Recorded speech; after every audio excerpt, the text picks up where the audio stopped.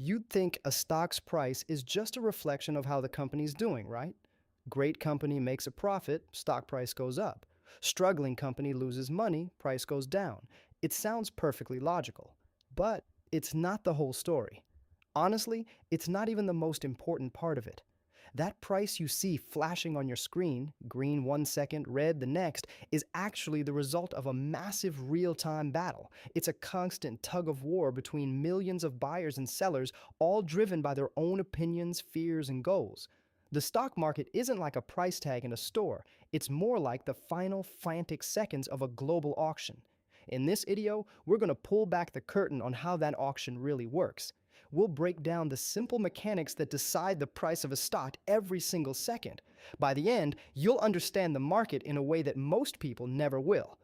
The biggest misunderstanding about the stock market is that companies like Apple or Amazon get to decide the price of their own stock, or that there's some committee in a boardroom that looks at the profits and sets a fair price. That's just not how it works. Once a stock is on the open market, the company has almost no direct control over its price. The price isn't a label of quality. It's not a perfect reflection of what a company is truly worth in that exact moment. It is simply the most recent price at which one person agreed to buy a share from another person. That's it. Every price you see is just a receipt from the last transaction. To get how that happens, we have to forget the idea of a store and instead picture a massive, chaotic, and incredibly fast auction house. Imagine you want to sell a rare collectible. You wouldn't just slap a price tag on it and hope someone bites. You'd take it to an auction. As the seller, you have a minimum price you're willing to accept. Let's call it $95. At the same time, you have buyers in the room, and they each have a maximum price they're willing to pay. One might go up to $98, another to $100, and a third to $102. The auctioneer gets things started, and the bids climb until the last person standing wins. But the stock market is a special kind of auction. It's a two-sided auction, where both buyers and sellers are shouting out their prices at the same time for thousands of different stocks all day long. This is where we get to look at the market's secret playbook, the order book. For every stock trading on an exchange, there's an order book. Think of it as the market's core engine, a constantly updated list of all the buy and sell orders waiting to be filled. The order book is split into two sides, the bids and the asks. The bid price is the highest price any buyer is currently willing to pay for one share. It's the buy column, showing a list of prices and how many shares people want to grab at those prices. The asked price is the lowest price any seller is currently willing to accept for their share. This is the sell column, showing the prices and number of shares being offered. Almost always, there's a gap between the highest bid and the lowest ask. This tiny gap is called the bid-ask spread. Let's look at a simple order book for a fake company, Future Corp. On the bid side, the buyers, you might see someone wants to buy 100 shares at $99.98. Someone wants to buy 50 shares at $99.97. And on the ask side, the sellers, you see someone is willing to sell 80 shares at $100.01. Someone is willing to sell 120 shares at $100.02. The highest bid is $99.98. The lowest ask is $100.01. The spread is 3 cents. For a trade to actually happen, either a buyer has to get impatient and raise their bid to $100.01, or a seller has to get anxious and lower their ask to $99.98. Now, let's say a new buyer rushes in who really wants the stock. They don't want to wait. They place a market order to buy, which essentially says, I'll play whatever the lowest seller is asking for right now. Their buy order for, say, 10 shares is instantly matched with the seller at $100.01. Boom, a trade happens. The last price for Future Corp is now officially $100.01. That's the price you see on the ticker. It stays that way until the next trade occurs, which could be a millisecond later at a totally different price. This happens millions of times a day across thousands of stocks, creating those constantly moving prices.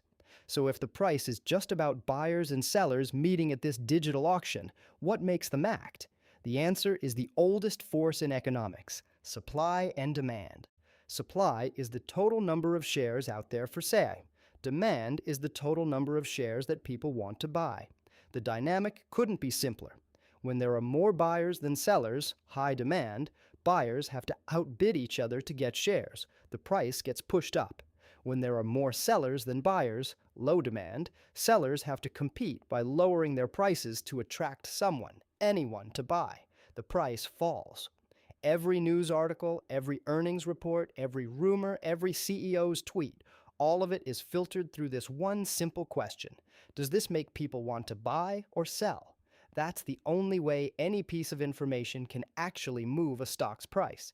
So what causes these shifts in supply and demand? The answers fall into two big buckets: short-term drivers and long-term drivers. Short-term moves are often powered by news, emotion, and pure speculation. A company announces record profits, and a wave of demand from eager buyers can push the price up. On the flip side, a negative headline, like a product recall or an executive scandal, can cause a panic as sellers rush for the exits, driving the price down. The overall mood of the market, or sentiment, also plays a massive role. Sometimes a stock just becomes a story and gets swept up in hype. Think of Tesla. For years, its price seemed totally disconnected from its actual profits. Investors weren't just buying the company as it was. They were buying a belief in its future dominance of EVs, AI, energy, and more. That belief created incredible demand. This is also why a stock can drop even after posting good news, if that news wasn't as good as investors were hoping for. The market reacts to surprises, not just information. Long-term price movements, however, tend to be more anchored to how the actual business is doing.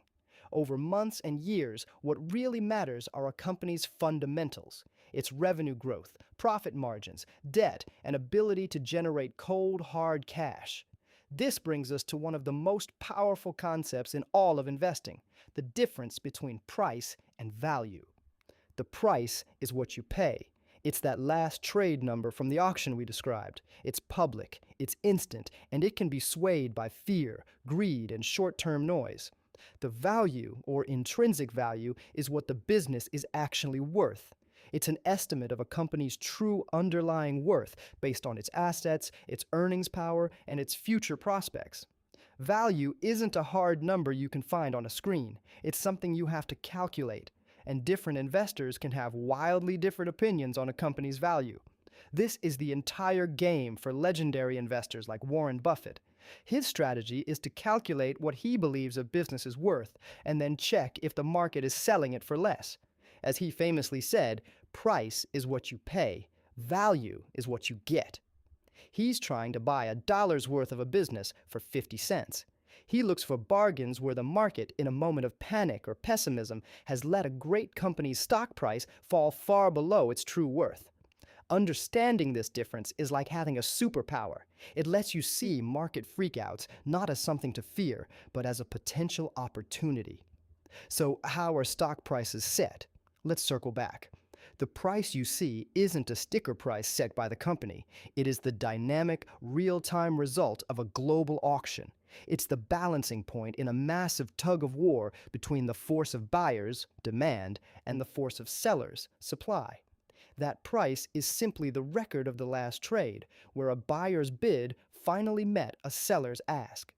In the short term, that tug-of-war is swayed by news, emotion, and hype. But over the long term, the rope they're all fighting over is the underlying value of the business itself. A strong, growing business creates a powerful gravitational pull that over time tends to tug the price in its direction. Understanding this core mechanic is the first and most important step to demystifying the market. You no longer have to be confused by the daily ups and downs. You can see them for what they are: the chaotic but logical outcome of the world's biggest, fastest, and most fascinating auction. If this video helped pull back the curtain on the market for you, do us a huge favor and hit that like button. It really helps the channel out.